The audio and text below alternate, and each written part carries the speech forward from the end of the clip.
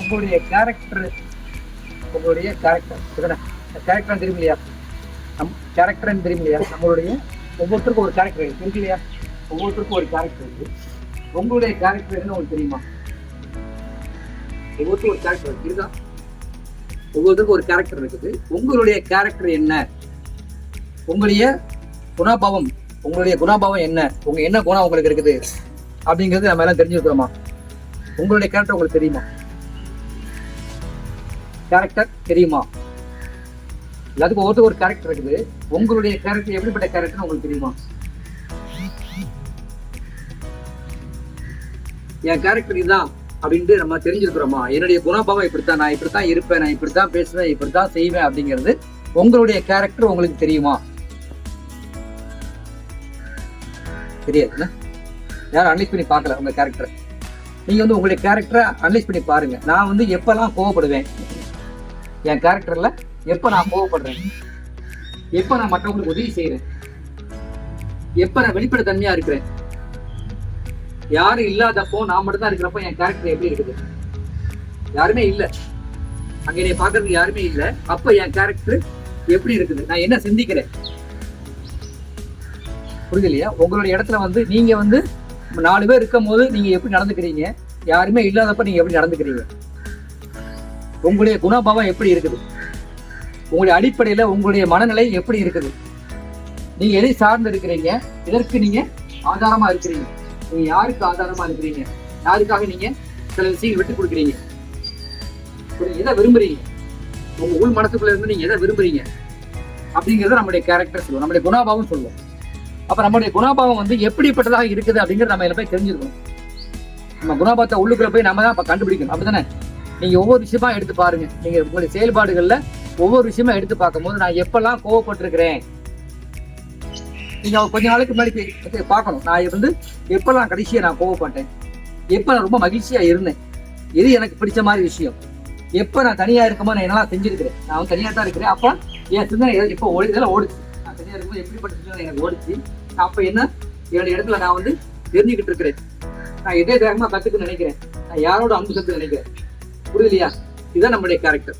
அப்ப நம்மளுடைய கேரக்டர்னா என்ன அப்படிங்கறத நம்ம எப்ப அனலைஸ் பண்றோமோ அப்போ நம்மளுடைய நிகழ்கால வாழ்க்கையில, நம்ம இப்ப இருக்கக்கூடிய வாழ்க்கையில நாம எதிர்கொள்ளக்கூடிய வேலையிலேயோ குடும்பத்திலேயோ உறவுகளையோ நாம எப்படி நடக்கணுங்கிறது எப்ப நமக்கு தெரியும்னா நோ யுவர் கேரக்டர்.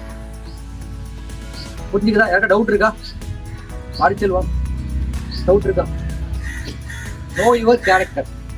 அப்ப உங்களுடைய கேரக்டர் என்னன்னு எப்ப நீங்க தெரிஞ்சுக்கிறீங்களோ அப்போ நிகழ்கால வாழ்க்கையை வந்து நாம இன்னும் வேகமாக வெற்றியாக வாழ முடியுங்கிறத ஆதர் சொல்றாரு. அப்ப நோ யுவர் கேரக்டர்ங்கிறத வந்து நம்ம எப்படிப்பட்ட மனுஷனாக நான் இருக்கிறேன், என் மனசு எப்படிப்பட்ட மனசா இருக்குது, நான் எப்படி சிந்திக்கக்கூடியதா இருக்கிறேன். எல்லாத்துக்கும் ஒரே கேரக்டர் இருக்காது, இருக்கா இல்லையா?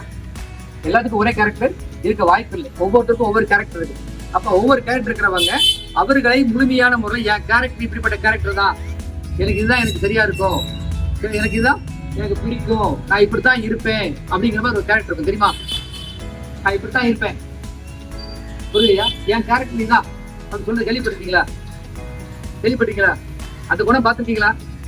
நான் எனக்கு இப்படித்தான் இருக்கும், எனக்கு இப்படித்தான் பிடிக்கும், எனக்கு இப்படித்தான் செய்வேன், அதுல ஒரு கேரக்டர். அப்ப அதை நீங்க முதல்ல உள்ளே பார்க்கணும். இந்த கேரக்டர் சரியான கேரக்டர் தானா? நான் இப்படித்தான் இருப்பேன், எனக்கு செட் ஆகாது, எனக்கு இப்படி ஆகாது, எனக்கு இப்படி பிடிக்காது அப்படின்னு சொல்றோம் இல்லையா? அதெல்லாம் சரிதானா? நீங்க உள்ள வந்து பார்க்கணும். அதெல்லாம் சரிதான் அப்படிங்கிற மாதிரி தான் உங்களுடைய வாழ்க்கையினுடைய வளர்ச்சிக்கோ உங்களுடைய அடுத்த கட்டத்துக்கு அடுத்த முன்னேற்றத்திற்கோ இதெல்லாம் உங்களுக்கு பாதிப்பா இருக்கு. நீங்க அனலைஸ் பண்ணுங்க. புரியலையா? எப்ப நீங்க அடாப்ட் ஆறீங்க, எதற்கு நீங்க அடாப்ட் ஆறீங்க, எதுக்காக நீங்க வந்து மற்ற இடத்தோட நீங்க ஒன்றிச்சு போறீங்க, அப்ப எது உங்களுக்கு வெற்றியை கொடுக்குது, எது உங்களுக்கு என்ன உயர்த்தி கொடுக்குதுன்னு பார்க்கணும். அப்போ உங்களுடைய கேரக்டரை எப்ப நீங்க முழுமையா நம்ம தெரிஞ்சுக்க போறோமோ அப்ப நம்ம எல்லா விஷயங்களும் அனலைஸ் பண்ண முடியும். நான் எப்பெல்லாம் எப்படிலாம் இருந்திருக்கிறேன், எப்பெல்லாம் நான் வந்து இப்படி அடமண்டா இருந்திருக்கிறேன், எப்பெல்லாம் நான் கோவப்பட்டிருக்கிறேன் அப்படின்னு நிறைய விஷயங்கள் நீங்க உங்களுக்குள்ள போய் பார்க்க தான் உங்களுக்கு பல விஷயங்கள் உங்களுக்கு வெளியே வரும். அப்ப நிகழ்கால வாழ்க்கையை நான் எப்படி வாழணும் அப்படிங்கக்கூடிய கருத்து அப்பதான் வெளியே வரும். உங்களுடைய கருத்து வெளியே வரணும்னா நீங்க முதல்ல போய் அனலைஸ் பண்ணணும். ஏன் கேரக்டர் என்ன, நான் எப்படிப்பட்டவனா இருக்கிறேன் அப்படின்னு உங்களை எப்பெல்லாம் நீங்க அனலைஸ் பண்ணிட்டே வாரீங்களோ அப்போ கரண்ட் பொசிஷன்ல இருக்கக்கூடிய நான் வந்து நான் பார்க்கக்கூடிய வேலையாக கூட இருக்கலாம், அதுல நான் எப்படி இருக்கணும். புரிஞ்சுக்கிட்டீங்களா? நம்முடைய முன்னேற்றத்தை வந்து நம்ம கையாளணும் அப்படின்னா நாம தான் கையாளணும். முன்னேற்றங்கிறது வெளியில யாரும் கொடுக்கறது இல்லை. நம்முடைய முன்னேற்றம், நம்முடைய வெற்றி பொருளை நம்ம எல்லா வகையான காரியங்களும் வெளியிலிருந்து யாராவது ஒண்ணு கொடுக்கறது அல்ல. அது நாம தான் தெரிஞ்சுக்க போறோம். அப்ப நாம தெரிஞ்சுக்கிற மாதிரி இருந்தா நாம எப்படி இருக்கிறத நம்ம முதல்ல தெரிஞ்சுக்கணும். ஏசியா ஃபார்ம்ஸ் மற்றும் கோப்புப்பட்டி ஏசியா கேண்டீன் வேண்டுகோள்.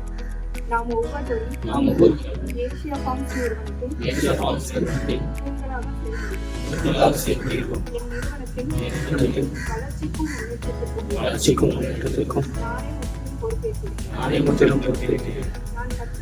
நான் கற்றுக்கொண்ட அறிவே சக்தியை என்பதையும் அதை பயன்படுத்தி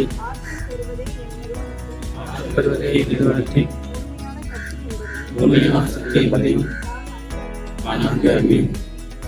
எங்கள் தொழிலில் நிறுவனம் வகுத்த சரியான வர்த்தக நடைமுறைகளை கடைபிடிக்காமல் நஷ்டத்தை ஏற்படுத்துவது பாவம் என்பதை நான் கூறுகிறேன். எங்கள் நிறுவனத்தில் எங்கள் வாடிக்கையாளரை மிக முக்கியமானவர் என்பதையும் அவரை திருப்தியாக வழிநடத்துவதே எங்கள் கடமை என்பதையும் நான் கூறுகிறேன். எங்கள் நிறுவனத்தில் எங்கள் பணியாளர்களை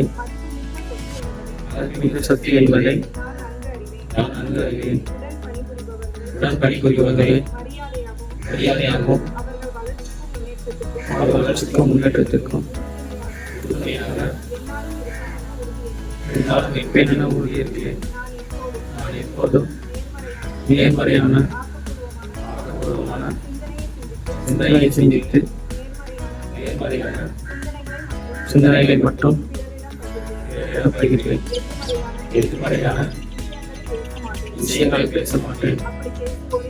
அப்படி பேசுவதை தவிர்ப்பேன். எங்கள் நிறுவனம் எங்கள் உழைப்பால் ஒவ்வொரு ஆண்டும் குறைந்தபட்சம் 30% மேல் வளர்ச்சி பெற்ற நான் உறுதுணையாக இருப்பேன் என உறுதியேற்கிறேன். நானும் என் குடும்பத்தினர் மற்றும் நண்பர்களும் வளங்களை செய்கிறேன். பாதுகாப்பு என்பதை உணர்ந்து மின்சாரம், எரிபொருள், உணவு மற்றும் நீர் போன்ற வளங்களை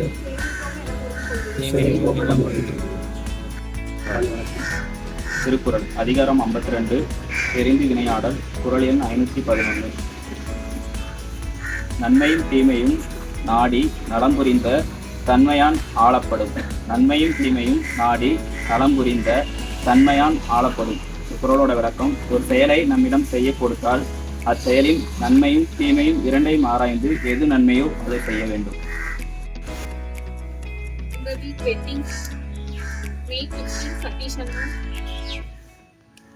ஆனந்த் அண்ணா May 17, செக்யூரிட்டி சார் 18, பர்த்டே வந்து May 4 சௌரபா.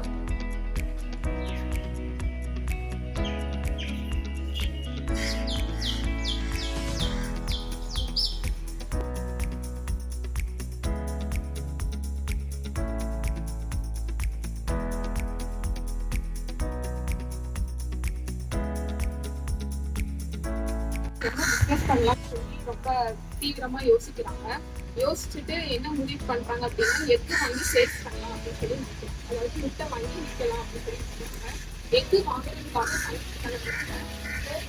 ஃபர்ஸ்ட் அந்த எக்கெல்லாம் வைக்கிறதுக்கு ஒரு பாக்ஸ் வேணும். அதனால அந்த ஃபர்ஸ்ட் பர்சன் வந்து ஒரு 10 ரூபாய் கொடுத்து ஒரு பாக்ஸ் வாங்கலாம்.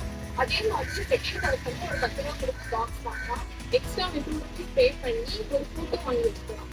இதை பார்த்து அந்த ஃபர்ஸ்ட் பர்சன் வந்து இவனுக்கு கூட்டு வாங்கி 2 ரூபாய் வேஸ்ட் பண்றான் அப்படின்னு சொல்லி திங்க் பண்றான்.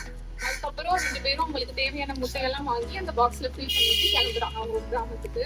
போகும்போது ரொம்ப வெயில் இருந்ததுனால மரத்துக்கு அடியில அவங்களோட வண்டியை ஸ்டாப் பண்ணிட்டு தண்ணி குடிச்சிட்டு வரலாம்னு சொல்லிட்டு போறாங்க.